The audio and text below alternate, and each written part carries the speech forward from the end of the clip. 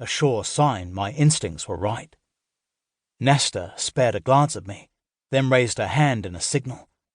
Within seconds, the guards were moving. They made no sound as they ran across the forest bed towards the trees closest. One by one, they crawled like cats up the rough bark before them until they were concealed in the heavy, thick foliage above. I raised my hand and sent a volley of air across the forest bed.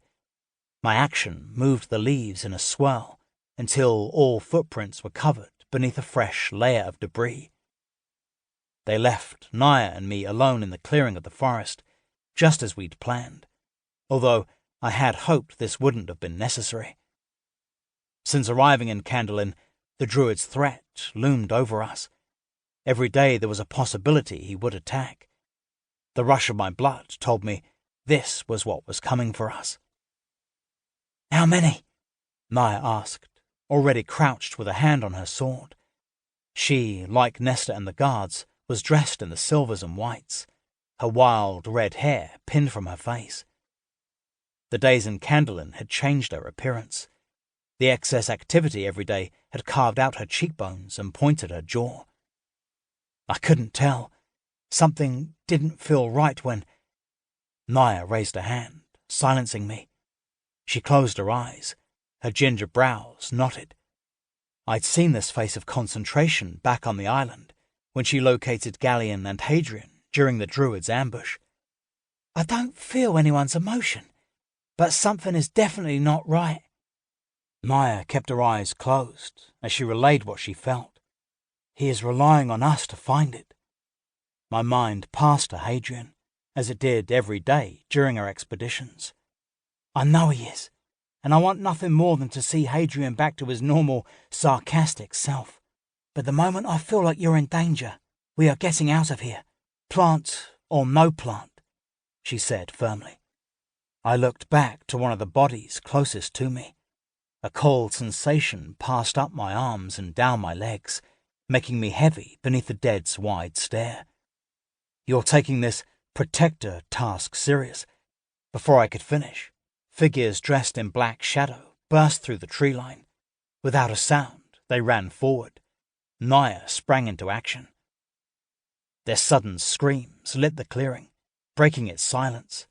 A flock of birds burst from their tree in fear. Nyah's lip curled, and a powerful growl seeped between her clenched jaw. My eyes moved quickly to catch up with the blurring bodies. I fumbled for my sword, pulling it free at the last moment as the attackers flew across the space and greeted us. A light whish sounded above us. Arrows tipped with white feathers rained down from the trees, lightning fast. They sped towards the attackers. They didn't miss. A handful of the attackers stopped as wood and metal impaled their bodies. The impaled looked at the arrows piercing their shadowed bodies, and the screams that followed sent my blood alight. The hidden guards shot another volley of arrows from behind them. The arrows hit their mark. For a moment, the attackers halted before picking up their speed again, unfazed. Only one went down and didn't get back up. An arrow pierced from the back of her head through the front of her lifeless face. Nesta flipped out of the foliage of a pine tree. Mid-spin, she released an arrow, which lodged itself into the neck of one of the attackers just before it reached me.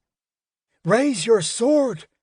Nesta screamed, turning quickly as another shadowed figure thrust a rusted blade at her. It missed her by inches.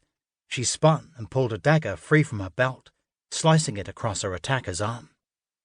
Paralyzed with fear, I relied on those around me to keep the attackers at bay, trying to get a glance at them while they clawed and screeched at the group. For days, I had fantasized about fighting. I had trained enough for it. But now, in the face of these strange creatures, I was as frozen as the dead that watched from their trees. Nyah screamed. As if her cry was cold water, I was thrust out of my state of fear. I threw my hands out. A slash of wind raced towards those surrounding her. My magic ripped them from the ground and smashed them into the surrounding pines, raining pine needles down around them. In every direction, swords sliced into flesh,